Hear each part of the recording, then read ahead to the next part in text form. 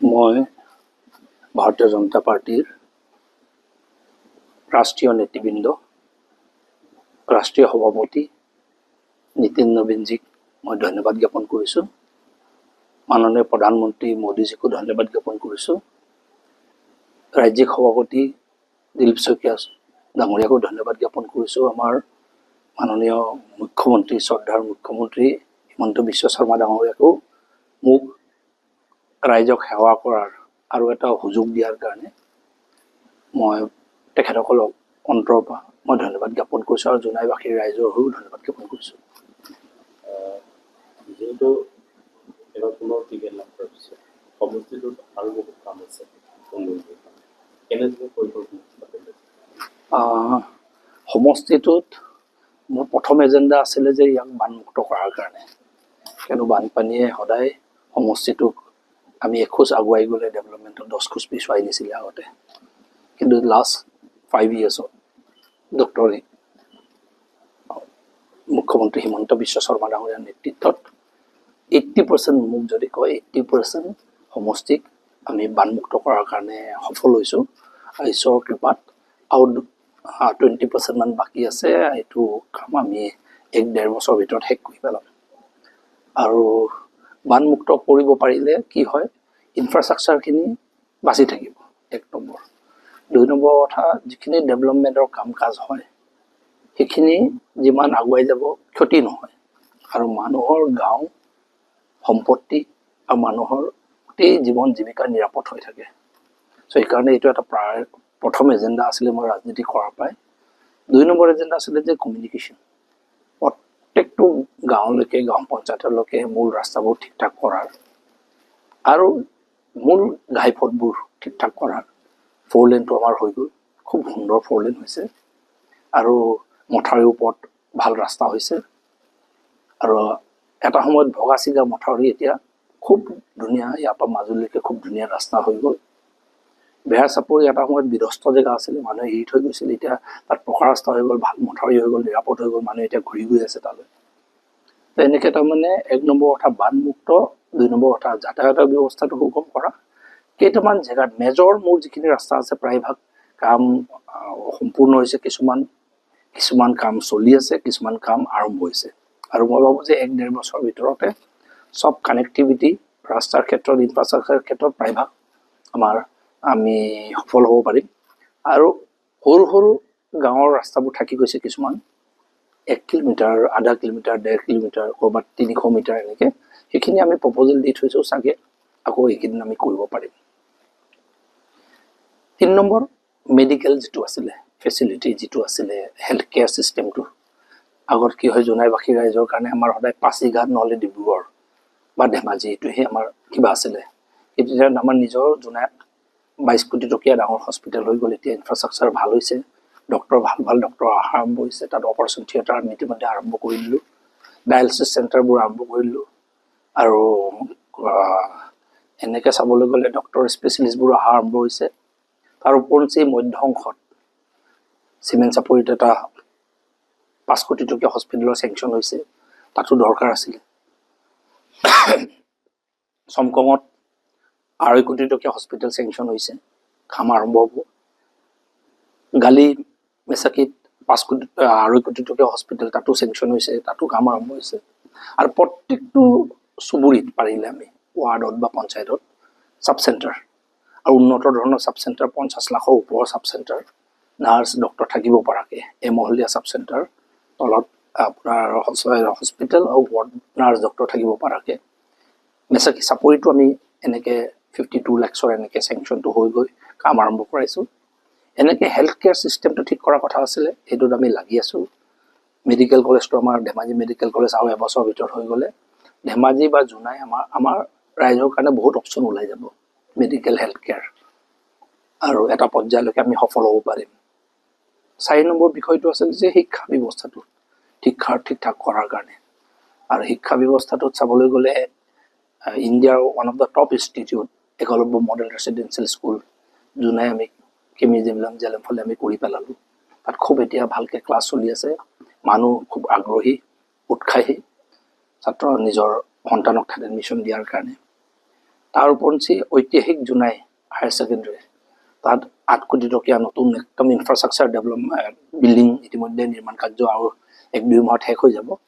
Hostel building 4 কোটি টকাৰ এটা 2 কোটি টকা গাৰ্লছ হোষ্টেল 2 কোটি টকা বয়জ হোষ্টেল এনেকে তাৰমানে চাবলৈ গ'লে বাহিৰ জোনাই প্ৰগতি ৰাজাখানা বিজয়পুৰ গালি লাইমেকুৰি ঢেলেম ডেকাপাম মিছামৰা চমকং চিমেণ্ট চাপৰি উলাজান মেচাকি এনেকে বহুত জেগাত ডিমৌ চিমেণ্টমুখ হায়াৰ ছেকেণ্ডেৰী বহুত জেগাত আপোনাৰ 2 কোটি গাৰ্লছ হোষ্টেলৰ কাৰণে 2 কোটি বয়জ হোষ্টেলৰ কাৰণে প্ৰত্যেকত দিয়া হৈছে। তেতিয়া গ্ৰাম্য ভিতৰৰ অঞ্চলৰ ল'ৰা ছোৱালীবোৰ ভালকে হোষ্টেলত থাকি যেন পঢ়িব পাৰে।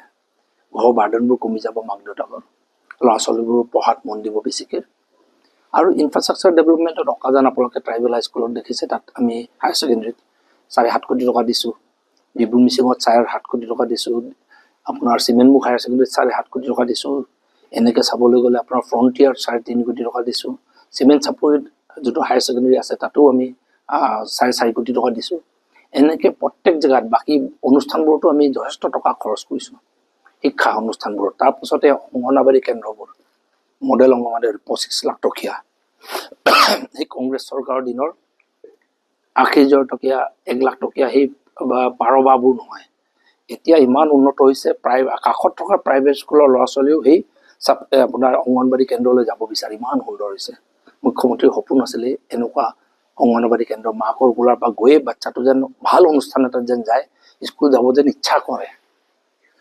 তাৰপিছতে LP স্কুলবোৰ আমি টাইলছ লগাই আপোনাৰ চিলিং লগাই আপোনাৰ এইটো ফেন লগাই লাইট লগাই ভালকৈ ইনফ্ৰাষ্ট্ৰাকচাৰ প্ৰভাইড কৰাৰ কাৰণে আমি যথেষ্ট MSC ফাণ্ডৰ পৰাই হওক MLA fund MP fund tribal এফেয়াৰ্ছৰ ফাণ্ডৰ পৰাই হওক বিভিন্ন চ'ৰ্চৰ ফাণ্ডেৰে আমি স্কুলবোৰ ঠিক ঠাক কৰাৰ কাৰণে প্ৰচেষ্টা চলাইছোঁ। সেনেকুৱা কথা নাই। তাৰমানে মূল মানুহ আমাক বিধায়ক বনোৱা মূল মানুহবোৰ জনগণ আৰু আমাৰ পলিটিকেল পাৰ্টিটো। আজি তাৰিখত ভাৰতীয় জনতা পাৰ্টি সন্মিলিত গণশক্তি আৰু যিখিনি জাতীয় সংগঠনে আমাক সদায় সমৰ্থন দি আহিছে সেইখিনিক বাদ দি মই অকলে নিৰ্বাচন খেলিলে 10,000 12,000 পাম।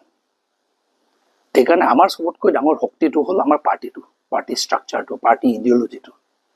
ভাৰতীয় জনতা পাৰ্টি মোদীজীৰ নেতৃত্বত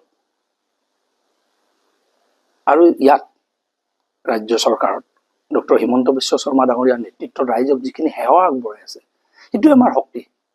ব্যক্তি হিচাপে ভৱন পেগুৰো কোনো মই ভাবোঁ যে কালি ভৱন পেগুৰ যদি এই বিনা টিকেটত অকলে মোৰ নিজৰ প্ৰতিচ্ছবি লৈ মই অকলে খেলোঁ মই নিজে মানে কি 10-12,000 ভোট পাম। কিন্তু পাৰ্টি বুলি যদি ভাৰতীয় জনতা পাৰ্টি NDA অসম গণ পৰিষদ সন্মিলিত গণশক্তি জাতীয় সংগঠনসমূহৰ শক্তি বিভিন্ন সৰু সৰু জাতি আপোনাৰ ৰাজনৈতিক দলৰ শক্তি সব লগ খাই যদি আমি যেতিয়া যুঁজো তেতিয়া আমি যোৱাবাৰ 1,68,000 ভোট পাইছোঁ। এইবাৰো সমানেই পাম আমি ভোট। চ' এইটো হ'ল গোটেই পাৰ্টি ছিষ্টেমটোত হাজাৰ হাজাৰ লাখ লাখ কাৰ্যকৰ্তা লাগি আছে। সিহঁতৰ জোৰত আমি পাম। এইটো কোনোবা এজন ব্যক্তিৰ প্ৰচেষ্টাত এইবোৰ পোৱা বস্তু নহয়। যোনে ভাবি আছে সিহঁত মূৰ্খ। যিহেতু সামাজিক মাধ্যমত কংগ্ৰেছৰ ৰাজু মহোদয়ক আপোনাক মুকলিকৈ প্ৰত্যাহ্বান জনাইছে আপোনাৰ মূল প্ৰতিদ্বন্দ্বী ৰাজু মহোদয় হ'ব বুলি আপুনি ভাবে? মই ভাবোঁ কংগ্ৰেছে এতিয়া আৰু কংগ্ৰেছৰ প্ৰাৰ্থীসকলে মই ভাবোঁ যে ভাৰতীয় জনতা পাৰ্টীয়ে যিখিনি কাম কৰি আছে মই ভাবোঁ যে তেখেতসকলে ৰাইজকে প্ৰত্যাহ্বান জনাইছে। এতিয়া আমি অৰুণোদয় দিয়া মহিলাটোকহে প্ৰত্যাহ্বান জনাই আছে। সিহঁতে উদ্যমিতা পোৱা মহিলাগৰাকীকে প্ৰত্যাহ্বান জনাই আছে। 2 লাখকে পোৱা সেই যুৱকজনকহে প্ৰত্যাহ্বান জনাই আছে তেখেতসকলে। 1,65,000 চাকৰি ঘোচ ঘাচ নোহোৱাকৈ যে দিছে সেইজন যিজনে চাকৰি পাইছে সেই যুৱকজনক প্ৰত্যাহ্বান জনাই আছে তেখেতসকলে। এই যে 4 লেন হৈছে ইমান ধুনীয়া ৰাস্তা এই ৰাস্তাক লৈ জনগণ যে সন্তুষ্ট সেই সন্তুষ্ট হোৱা জনগণক প্ৰত্যাহ্বান জনাই আছে তেখেতসকলে।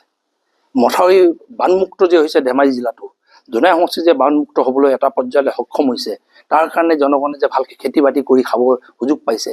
এতিয়া যে আমাৰ যে ধন আমাৰ যে গাঁও সম্পত্তি আমাৰ পৰিৱেশ গোটেইটো আমাৰ জীৱন জীৱিকা যে নিৰাপদ হৈছে সেই নিৰাপদ অনুভৱ কৰি আমাক সমৰ্থন কৰা মানুহক প্ৰত্যাহ্বান জনাইছে তেখেতসকলে। মই ভাবোঁ যে তেখেতসকলৰ প্ৰত্যাহ্বান এই অৰুণোদয় পোৱা মহিলাই, উদ্যমিতা পোৱা মহিলাই, এই যে চাকৰি পোৱা বিনা 4 অনাও খৰচ নকৰাকৈ কংগ্ৰেছৰ দিনৰ ঘোচ ঘাচ নোহোৱাকৈ, যেনেকৈ 4 অনাও সেই কংগ্ৰেছৰ দিনত যি ঘোচ ঘাচ, সেই ঘোচ ঘাচক উফৰাই এতিয়া যে নিকা নিজৰ ভাৱমূৰ্তিৰে চাকৰি পাইছে, সেই যুৱক যুৱতীসকলে কংগ্ৰেছক উফৰাব। আৰু মই ভাবোঁ এনে পৰিস্থিতিৰ মাজত এই যে কলেজত পঢ়ি থকা আমাৰ ছোৱালীজনী, যি আগত কলেজ আহিবলৈ অসুবিধা পাই আছিল, এতিয়া নিযুত মইনা পাই ৰেগুলাৰ কলেজ ক্লাছ কৰিব পাৰিছে, সেই কেইজনী ছোৱালীয়ে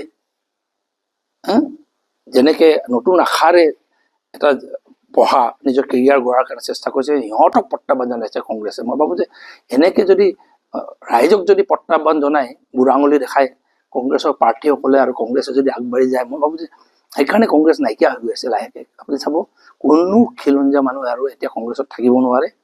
যিখিনি জাতিদ্ৰোহী, যিখিনি বিভিন্ন সমাজৰ পৰা বহিষ্কৃত, যিখিনি সমাজৰ আৱৰ্জনা, আৰু যিখিনি বাংলাদেশী মূলৰ মিয়া মূলৰ এণ্টি ইণ্ডিয়া, সেই ব্যক্তিখিনিক বাদ দি কংগ্ৰেছত আৰু সৎ ভাল মানুহ আৰু অসমক ভাল মানুহ, অসমীয়াক ভাল পোৱা মানুহ, অসমক ভাল পোৱা মানুহ, মই ভাবোঁ যে কংগ্ৰেছত থাকিব নোৱাৰে। আৰু মই ভাবোঁ তেখেতসকলে এইবোৰ প্ৰত্যাহ্বান জাতীয় বস্তুবোৰ তেখেতসকলৰ মুখৰ পৰা এই অহংকাৰী কথাবোৰ নোলোৱাটোৱে ভাল। আমাৰ দলীয় কাম কাজটো নিৰ্বাচন বুলি চলি থকা নাই, বহুত আগৰ পৰাই আমাৰ যোৱা 1-1.5 বছৰ ধৰি ফুল টাইম আমি কাম কৰি আছোঁ। ৰাইজক সেৱাটোৱে আমাৰ দলীয় কাম কাজ। আমাৰ কাৰ্যকৰ্তাসকলে প্ৰত্যেকটো কাৰ্যকৰ্তাই প্ৰত্যেকটো মানুহৰ ঘৰলৈ গৈছে। কোনোবাই অৰুণোদয় পোৱা নাই, তেখেতসকলৰ নাম এড্ৰেছ কালেক্ট কৰি আছে। কোনোবা উদ্যমিতাত বাদ পৰিছে, জেনুইন মানুহ, সেইটোৰো খবৰ লৈ আছে। কোনোবা বেমাৰ হৈ আছে, খবৰ লৈ মেলি মুখ্যমন্ত্ৰীৰ আপোনাৰ সাহায্য পুঁজিৰ পৰা পইচা দিয়াৰ প্ৰচেষ্টা চলাইছে। ক'ৰবাত কোনোবাই আপোনাৰ চাকৰি পাইছে, গৈ খবৰ লৈছে যে পৰিয়ালখনক কেনেকুৱা অনুভৱ হৈছে বুলি। জল জীৱন মিছনৰ পানী ক'ৰবাত কিবা ডিফেক্ট হৈ আছে, সেইটো গৈ খবৰ লৈছে। প্ৰত্যেকটো দিনাই ডেইলি দৈনন্দিন ক'ৰবাত আপোনাৰ আয়ুষ্মান ভাৰত কাৰ্ডটো ব্যৱহাৰ কৰাত ক'ৰবাত অসুবিধা হৈছে, সহায় কৰি দি আছে। ক'ৰবাত মাটিৰ পট্টা পাইছে, তাত সহায় কৰি আছে। দৈনন্দিন ছাৰ্ভিচ পাৰ্টীয়ে প্ৰত্যেকটো কাৰ্যকৰ্তা, মোৰ পৰা আৰম্ভ কৰি প্ৰত্যেকজন কাৰ্যকৰ্তা, বুথ লেভেলৰ আমাৰ কাৰ্যকৰ্তা সকলোৱে ঘৰে ঘৰে গৈ ৰাইজক সেৱা কৰি আছে। মই ভাবোঁ যে ইয়াতকৈ আৰু ভাল পাৰ্টি ছিষ্টেম, ইয়াতকৈ ভাল নেটৱৰ্ক আৰু ইয়াতকৈ ভাল নিৰ্বাচনী কুচকাৱাজ কিমান চলাব। মই ভাবোঁ সেইকাৰণে জনগণ এইবাৰ বিপুল ভোটত, ৰেকৰ্ড ভোটত পুনৰবাৰ ভাৰতীয় জনতা পাৰ্টি NDA এলায়েন্সৰ পাৰ্টি হিচাপে আমাক আকৌ পুনৰ জয়যুক্ত কৰিব। যিকোনো খবৰৰ বাবে যোগাযোগ কৰক আমাৰ এই নম্বৰত 9181 307 221।